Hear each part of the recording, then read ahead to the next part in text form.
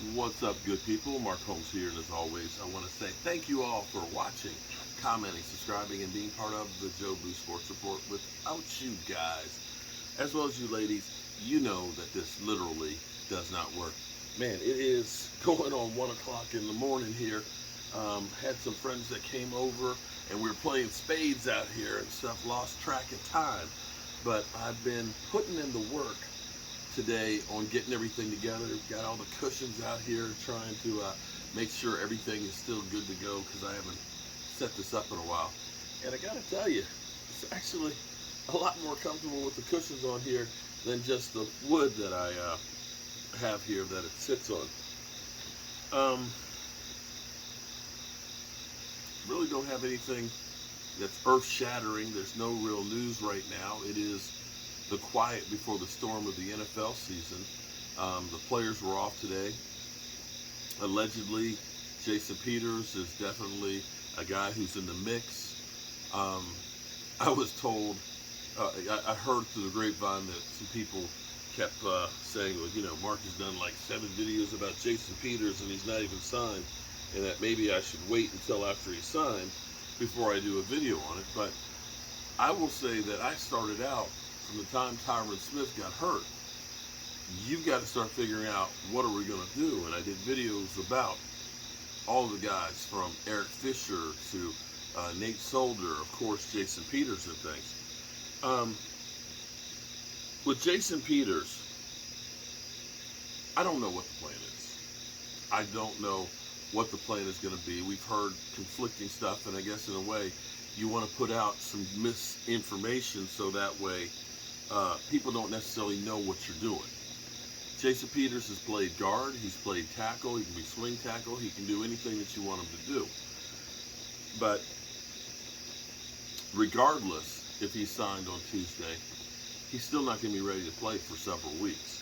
So we're still going to rely on Tyler Smith. The thing that I will say about Tyler Smith, and maybe we're being bamboozled, but he seems to be no big deal. Did this in college. I've been playing on the left side, so it seems like he's confident. Now, the part that gives me pause is Joe Phoeben allegedly did not want him. It wasn't crazy about the draft pick. And that's kind of mystifying to me. The way Connor McGovern was always the starter and Smith was the backup. Was this just because Joe Phoeben had his issues with him being drafted? Was this to make a point? Was there a problem with what his play was? It just didn't make any sense because it seems like if he was going to be a starter, you'd want him to get as much starting reps as possible with the best players. It's one of those things that's kind of a great mystery. I don't know. I don't know what the answer is. But regardless, forget about what he didn't do in training camp. Right now, it's shit hitting the fan, and he's got to be ready day one. We've got this week, and come a week from tomorrow night, it's on. I can't believe that the season is literally here. It seems like training camp seems like so long ago, and it was just like literally a month ago I was in Oxnard. It's crazy. It's crazy. I am a homer. I am a true blue from birth, following my dad's footsteps.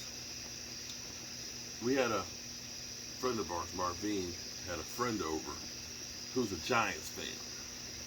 He's from New Jersey, and he was like, where were you? So are you from Texas? I'm like, no, man, I'm not from Texas. I said I'm from here. And he wanted to know how I became a Cowboy fan.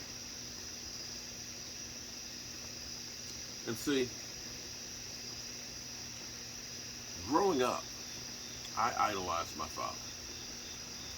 My dad had a red convertible, had the whale fins in the back. I can't remember what kind of car it was.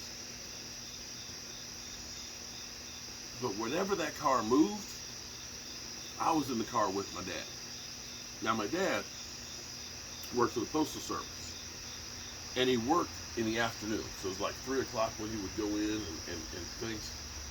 And as a little kid, I always knew when my dad's car moved, I was supposed to be in there. And one day my dad was going to work. And I remember being on the porch, and I want to go with Dad, I want to go with Dad. And that was the end of me going with Dad. Like, oh, you want to cry about it? Keep your ass at home. You ain't crying to get what you want. That was not going to be, no, that was not going to happen. But idolizing my dad, on Sundays, he would watch football. And I'd be on the couch right there beside him. I didn't know what football was. A couple years old. All I knew was Dad was saying Cowboys. Go Cowboys. Damn Cowboys. Yeah, Cowboys. And as a little kid, I wanted to be like him. So I kept saying, go Cowboys. And that just grew into where I am now, here, being a Cowboys YouTuber. And you know, when I go see my dad, who's 82 years old, every time we talk, are they going to get their stuff together this year? He don't cuss. My dad don't cuss. But he said, are they going to get their stuff together this year or not? And I'll say, Dad, well, they got a chance to go ahead and get it together. He's like, you know, I ain't getting no younger. And it's true. I ain't getting no younger. But that's how I became a Cowboy fan, not from Dallas. My dad, the reason why he became a Dallas Cowboy fan, and what you'll find out is there's a lot of older black men in the Washington, D.C. area that are Cowboy fans, because Preston Marshall, the owner of the Washington Redskins at the time, had the whole southern market. He had the whole southern market. And that's why he didn't want to have the Cowboys become a football team. But he was the last team to integrate. See, the NFL started integrating in 1948. But here it is, 1960, he refused to have black players.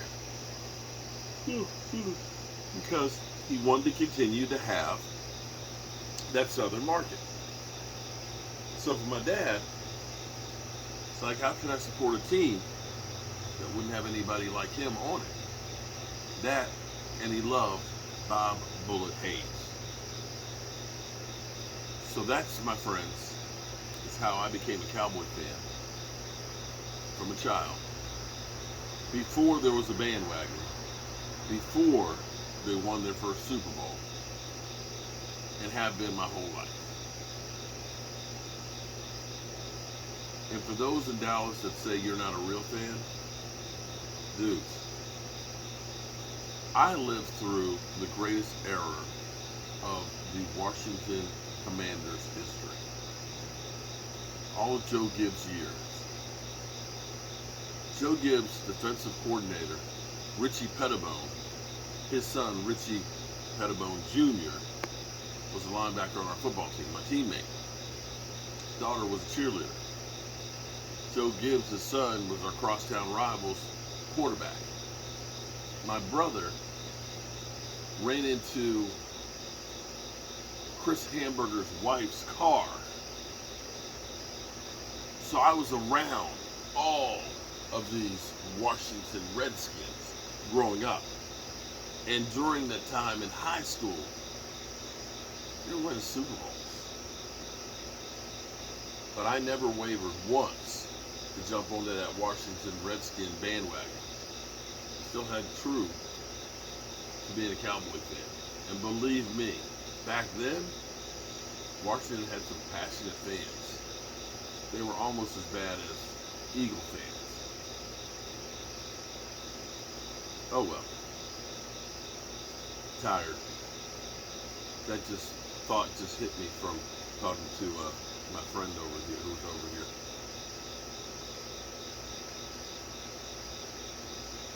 That, my friends, over 50 years ago. I'm old. Well, I appreciate you guys listening. And tomorrow's Sunday, 1 week exactly from the Cowboys starting their season. Man, we'll be doing our Zoom call tomorrow, 5 o'clock. And then we'll start moving that to Saturdays. I appreciate you, good people.